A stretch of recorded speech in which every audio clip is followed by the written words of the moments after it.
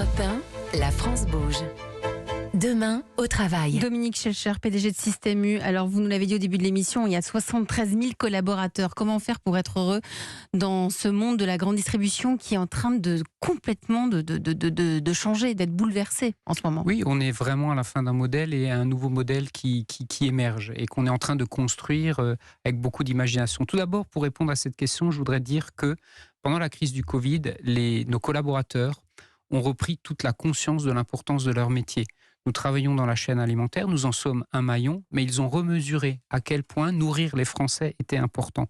Donc, la meilleure chose qu'on pouvait faire pour nos collaborateurs, c'est vraiment de réinsister, de redonner ce sens. Et je peux vous dire que, moi j'ai toujours cet exemple dans mon propre magasin, 2 hôtesses de caisse de 60 ans n'ont pas manqué un jour de tous les confinements, de toutes les crises, etc., parce qu'elles voulaient servir les clients de mon magasin en l'occurrence, mais des collaboratrices comme ça, il y en a eu évidemment dans toute la France. Et donc ça, c'est quand même une chose qu'on peut rappeler. Après, évidemment, on travaille sur de très nombreuses choses.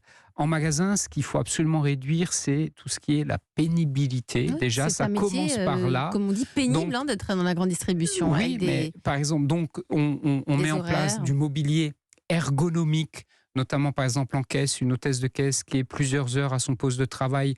Les postes d'aujourd'hui par rapport aux postes d'il y a 10 ans en arrière n'ont plus rien à voir. Ils sont beaucoup plus confortables. On a étudié ça en détail. Ils participent à vos choix, vos salariés? Bien sûr, les collaborateurs participent. Et il y a régulièrement des enquêtes par les services officiels aussi auxquels on contribue pour améliorer les installations. Ça, c'est un exemple. Après, il y a toute la question des horaires.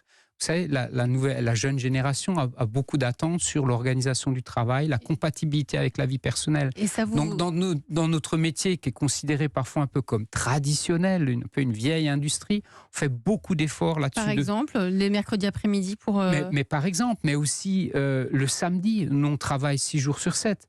Même parfois 7 jours sur 7 quand c'est ouvert le dimanche. Donc il faut proposer du repos, proposer aussi des samedis. Et dernier exemple, à l'autre bout de la chaîne, dans notre logistique, par exemple, toutes les tâches les plus lourdes, on met des robots pour préparer même la préparation des fruits et légumes ou la préparation, par exemple, des boissons de l'été qui sont lourdes.